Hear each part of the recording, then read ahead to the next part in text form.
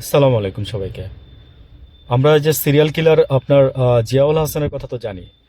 তো ওনার ফাঁসির রায় কি দু একদিন আগে কার্যকর হয়েছে আমি আসলে ঠিক জানি না। তো আজকে আমি দেখলাম যে ওনার ফাঁসির রায় কার্যকর হয়েছে, সম্ভবত হতে পারে গত বৃহস্পতিবার দিন, আর নাইলে হয়তো বা তার আগে কিংবা তারও আগে। তো ওইটা আমার বলার উদ্দেশ্য না, ফাঁসি হবে সেটা আমরা জানতাম, প্রদীপের ফাঁসি এখনো ঝুলে আছে কিন্তু।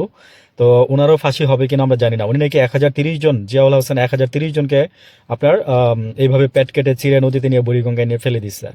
তো এগুলোর সাক্ষী আসলে বুড়িগঙ্গা হয়ে আছে আর কি। তো আমরা তো আম, আর জানতেই পারলাম না কিছু।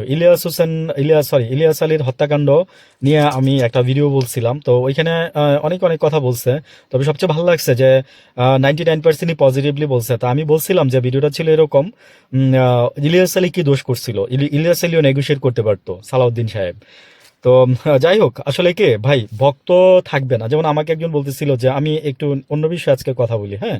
তো মানে আমার ভক্ত বলতেছে, হ্যাঁ, আমি আমি ভাই কারোর ভক্ত না।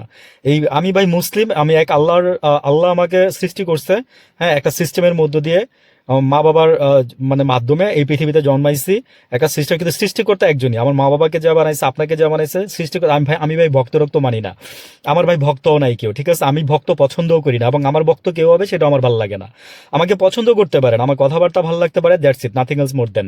একজন আমাকে বলছেন যে আমি পিনাকিদার ভক্ত, হ্যাঁ ভাই, ওনার কথা থেকে একটা উদ্ধৃতি এনে, ওই যে রেশন কার্ড যেটা বললাম না, যে খারাপ জিনিস নিয়ে যত গন্ধ বের করে করাবেন আপনারা, আমরা তত গন্ধ ছড়াই দিতে পারবো কিন্তু। তো আপনি বলছেন যে আমি পিনাকিদার ভক্ত, হ্যাঁ, নট লাইক দ্যাট। আমি কোথাও কোনো ভিডিওতে, এমন কোনো ভিডিও নাই বলতে পারবেন না যে আমি বলছি পিনাকিদার ভক্ত। আমি একটা ভিডিওতে বলছি ওনারা যদি কখনো ভবিষ্যতে রাজনীতিতে আসে তাহলে আমি আসবো, রাজনীতিতে আসতে পারি, নাহলে আমার আর কোনো ইচ্ছা নাই। মানে একদম ওনারা আসলেও যে আসবে সেটাও আমার এখন এখন আমার ইচ্ছা, সেই ইচ্ছাটাও চলে গেছে। কারণ ভাই দেখছি তো, মানে সবাইকে দেখা হয়েছে কম বেশি। তো আমি কাউকে মন্দ বলতেছি না, কাউকে ভালো বলতেছি না। সবাই যার যার জায়গা থেকে ভালো মন্দ সেটা ওই মানে নিজে নিজে জাস্টিফিকেশন করে নিয়ে, যে নিজের জাস্টিফিকেশন করতে পারবেন সে হচ্ছেন সবচেয়ে বড় বুদ্ধিমান ব্যক্তি। তো আমাকে এই কথাটা কেন বলছে যে ভক্ত কথাটা বলাতে আমার খুব গায়ে লাগছে, বিকজ আমি মাজারও পছন্দ করি না। আমি মাজারও পছন্দ করি না। যেমন তারেক জিয়া আপনার এই যে শাহজালাল মাজার থেকে আপনার উনি মোনাজাত ধরে উনি যাত্রা শুরু করছে নির্বাচনের জন্য। মানে ওনার ওনার ভালো লাগছে, উনি করছে, বা উনি সেটা বিলিভ করে মন থেকে। বাট আমার এই যে মাঝার পূজারী যারা আছে, হ্যাঁ, তারপরে যারা এটসেট্রা এটসেট্রা, আমার এগুলো পছন্দ না। তো আমার এটা ব্যক্তিগত বিষয়। তো আপনি আমাকে যেটা বলছেন সেটা আপনি ঠিক বলেন নাই আর কি। ওনার যুক্তি তর্ক আমার ভালো লাগে, দ্যাটস ইট। ওনার কথা আমি শুনি, ওনার উদ্ধৃতি দিয়ে আমি একটা কথা বলছি।